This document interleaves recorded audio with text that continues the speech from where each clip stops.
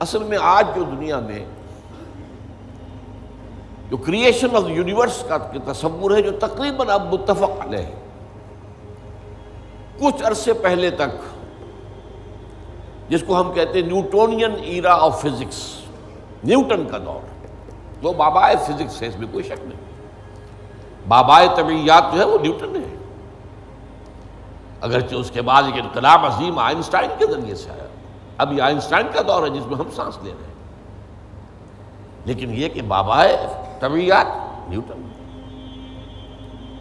اس Newtonian physics نے جو تصورات پیدا کیے تھے، اس کا ذہن میں یہ نقشہ تھا کہ یہ کائنات ہمیشہ سے ہے اور ہمیشہ رہے گی، مادہ ہمیشہ سے ہے اور ہمیشہ رہے گا، میٹر از انڈسٹرکٹیبل، مادہ ختم ہو ہی نہیں سکتا، وغیرہ وغیرہ وغیرہ وغیرہ، ہماری تفصیل میں نہیں جا سکتی۔ آج ہمیں معلوم ہو گیا ہے، اور اس پر اجماع ہے تقریباً فزکس کا اور کافی عرصے سے، this universe has a beginning, اور اس کو نام دیا گیا بگ بینگ۔ کتنے بلینز اینڈ بلینز اگو، ایئرز اگو، ایک بہت بڑا دھماکہ ہوا تھا، بگ بینگ، اور اس سے کائنات کا آغاز ہوا۔ اور نمبر دو، اس کا ایک اینڈ بھی ہے، الی اجل مسمى، جسے قرآن کہتا ہے۔ یہ کائنات ہمیشہ کے لیے نہیں ہے، الی اجل مسمى، ایک خاص مدت معینہ تک یہ رہے گی، اس کے بعد خاتمہ ہو جائے گا اس کا، یہ ہمیشہ کی نہیں۔ تو بگ بینگ سے جو ایک نظریہ شروع ہوا کہ شروع میں کیا تھا، ذرات تھے، بہت چھوٹے بہت چھوٹے بہت چھوٹے بہت چھوٹے، فوٹونز، ان میں حرارت اتنی تھی، ٹریلینز ڈگری آف فارنہائٹ یا سینٹی گریڈ جو چاہیں کہیں، and they were running away from each other. یہ تھی first stage of the creation of this material world. پھر یہ ذرات جو ہیں یہ مل جل گئے، اس سے گیلیکسیز وجود میں آئی، گیلیکسیز ایک دوسرے سے بھاگ رہی ہیں، آج بھی مانا جا رہا ہے ایکسپینڈنگ یونیورس، یہ کائنات ابھی پھیل رہی ہے، اور گیلیکسیز کے درمیان فاصلہ بڑھ رہا ہے۔ اور بڑی پیاری مثال دی جاتی ہے کہ اگر ایک غبارہ ہو، اس غبارے کے اوپر آپ نے کوئی ڈاٹ لگا دیے، اس غبارے کو جتنا پھیلائیں گے پھولائیں گے تو وہ ڈاٹس بھی ایک دوسرے سے بڑھتے چلے جائیں گے، فاصلہ ان کا بڑھتا جائے گا۔ پہلے غبارہ اتنا تھا، اب اتنا ہو گیا، تو وہ جو دو ڈاٹس کے درمیان فاصلہ اتنا تھا وہ اتنا ہو گیا۔ تو theory of the expanding universe, Iqbal نے کہا ہے یہ کائنات ابھی ناتمام ہے شاید، کہ آ رہی ہے دمادم صدائے کن فیکون کن فیکون۔ ابھی تو جیسے کہ قرآن مجید میں آیا بھی ہے، ہم اپنی خلق میں ہم وسعت کر دیتے ہیں جو جتنا چاہتے ہیں، وَنَزِيدُ فِي الْخَلْقِ مَا نَشَاءُ، یہ تخلیق جو ہے بھی جاری ہے۔ بہرحال اس کے بعد وہ دور آیا کہ پھر یہ گیلیکسیز کے اندر یہ کرے بنے اور سٹارز بنے، اور پھر وہ کرے ٹھنڈے ہونے شروع ہوئے۔ انہی میں سے ایک کرہ ہمارا یہ زمین ہے۔ یہ آگ کا کرہ تھا، آگ کا جیسے سورج ہے، لیکن ٹھنڈا ہوا، ٹھنڈے ہونے سے یہ سکڑا، تو اس پر اونچائیاں اور نیچائیاں پیدا ہوئی۔ اس میں سے جو بخارات نکلے انہوں نے جا کے ایٹماسفیئر کی شکل اختیار کی۔ اس ایٹماسفیئر کے اندر پھر گیسز کے باہمی انٹریکشن سے پانی پیدا ہوا، اور ہزارہا برس تک پانی برستا رہا، پانی برستا رہا، پانی برستا رہا، جس سے سمندر وجود میں آیا۔ اور وہ جو زمین ٹھنڈی ہوئی تو اوپر کرسٹ آف دی ارتھ جو آیا ہے، وہ اور پانی، اس کے امتزاج سے اس کرۂ ارضی پر حیات کا آغاز ہوا، اور اس حیات کی لکھوں کا سال کے اندر ارتقائی مراحل سے گزر کر آخری نتیجہ جو ہے وہ آج کے نظریے کے مطابق وہ ہومو سیپینس انسان ہے۔ یہ میں نے آج کا نظریہ تخلیق آپ کے سامنے رکھ دیا۔ اس میں سے پہلے حصوں کے بارے میں تو اب اختلاف نہیں ہے، البتہ یہ کہ یہ ایولیوشن کے بارے میں ظاہر بات ہے کہ اختلافات ابھی ہیں، لیکن یہ کہ یہ نظریہ ہے، اگرچہ بایولوجی کے میدان میں تھیوری آف ایولیوشن جو ہے اسے قبول نہیں کیا گیا، لیکن یہ ہے کہ ویسے اس کو تسلیم کیا جاتا ہے as a matter of fact. انسان کی سوچ میں، سوشل سائنسز میں ہر چیز کے اندر جو ہے وہ تھیوری آف ایولیوشن گھس چکی ہے۔ اب جو بات اس میں نہیں آئی ہے وہ بات میں آپ کو بتا رہا ہوں۔ This big bang was the beginning of the material universe. اس سے پہلا ایک دور ہے جسے سائنس نہ دیکھ سکتی ہے، نہ جان سکتی ہے، نہ اس تک اس کی پہنچ۔ اس سے پہلے بھی ایک حرف کن آیا تھا، جیسے ایک حرف کن سے بگ بینگ ہوا ہے۔ بگ بینگ کس چیز میں ہوا ہے وہ ابھی میں بتاتا ہوں۔ اللہ تعالیٰ کے پہلے اولین حرف کن سے ایک بہت لطیف نور پیدا ہوا۔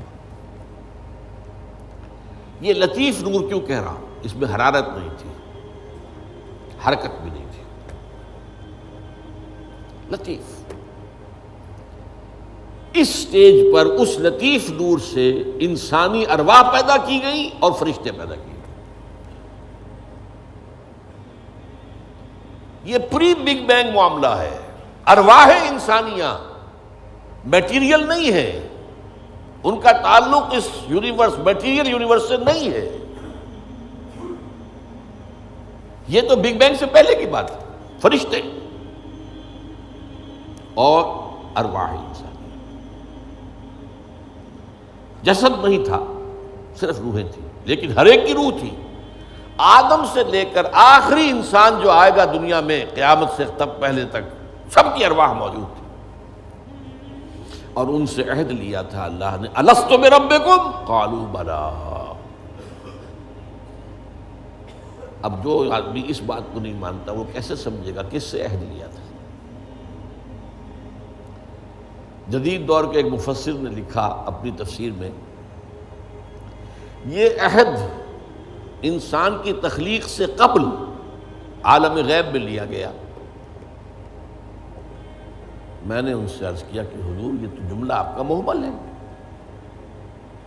جو شے پیدا ہی نہیں ہوئی اس سے کیسے عہد لے لیا؟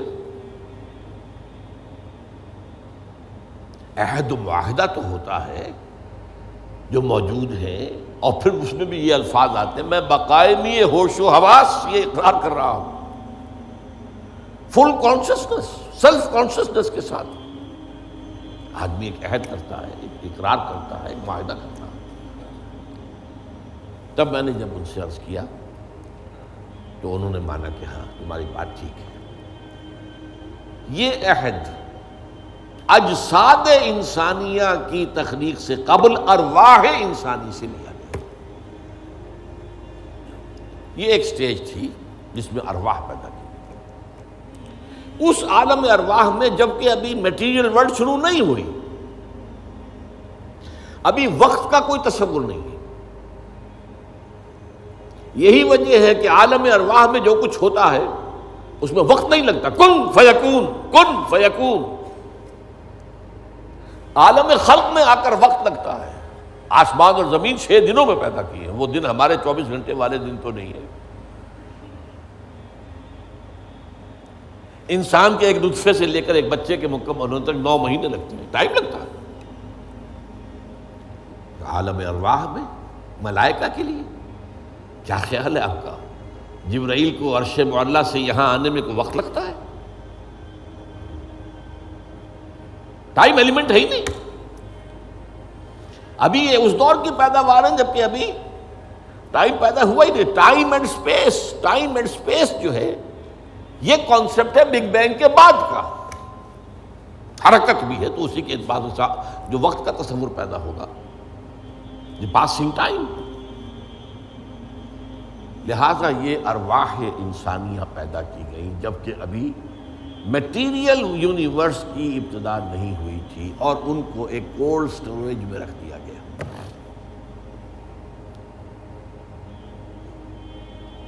اب اس کے بعد وہ لمبا سفر، یہ جو تنزلات اور ارتقاء، یہ اصل میں 2 اصطلاحات آتی ہیں۔ ہمارے پرانے فلسفیوں نے بھی تو آخر کوشش کی تھی نا، سائنس تو ابھی نہیں تھی، سائنس کا تو ابھی تک جو ہے معلومات کا دائرہ بہت ہی محدود تھا، لیکن یہ ہے کہ تنزلات ستہ، تنزلات خمسہ، الاحد سے الواحد وغیرہ، یہ ذہنی خیالات تھے،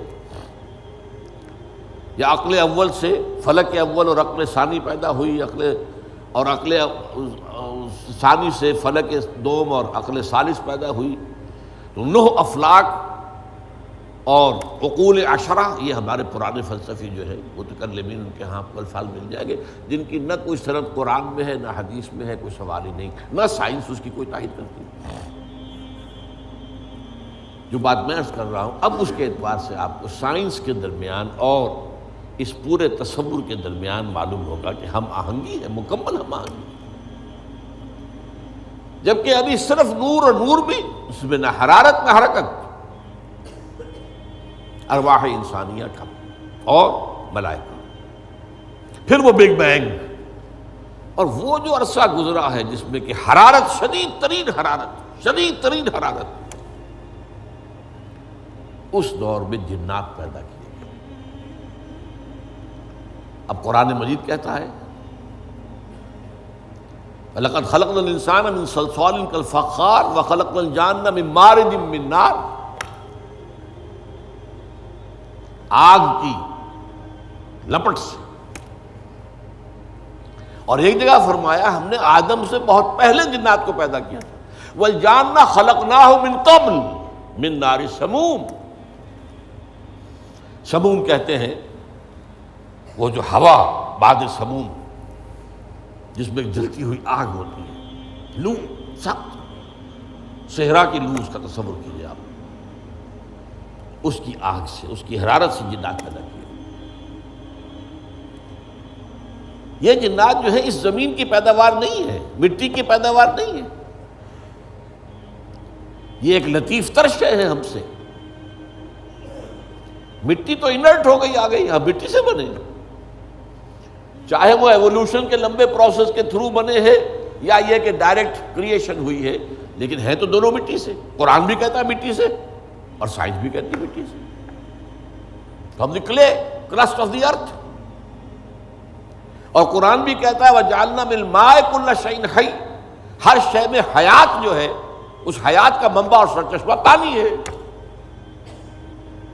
مادہ تخلیق جو ہے حیوانات ارضی کا، جن میں انسان بھی شامل ہے، وہ تو ہے مٹی، لیکن منبع حیات پانی۔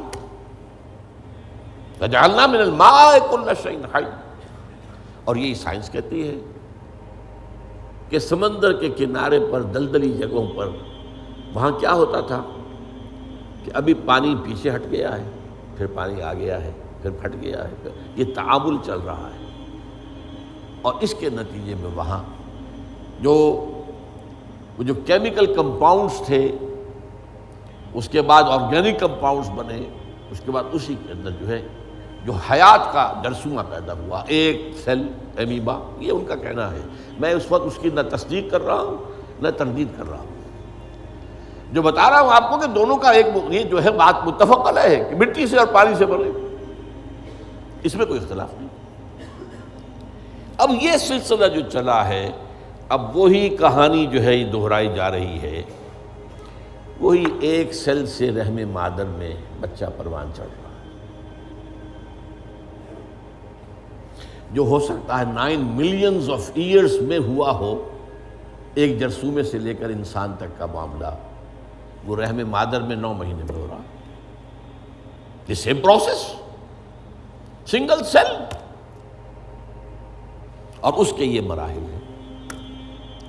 تو زندہ تو ہے، نطفہ بھی زندہ، علقہ بھی زندہ، مضغہ بھی زندہ، ماں کی طرف سے آنے والا بیضہ بھی زندہ، مرد کے نطفے اور ماں کے بیضے سے امتزاج سے وجود میں آنے والا زائگوٹ، نطفۃ امتحان، وہ بھی زندہ۔ لیکن جب 120 دن ہو جاتے ہیں تو اب یرسل الملک، اب وہ فرشتہ بھیجا جاتا ہے، وہ رحم مادر میں، وہ روح، اس کی روح، میری روح جو وہاں تھی،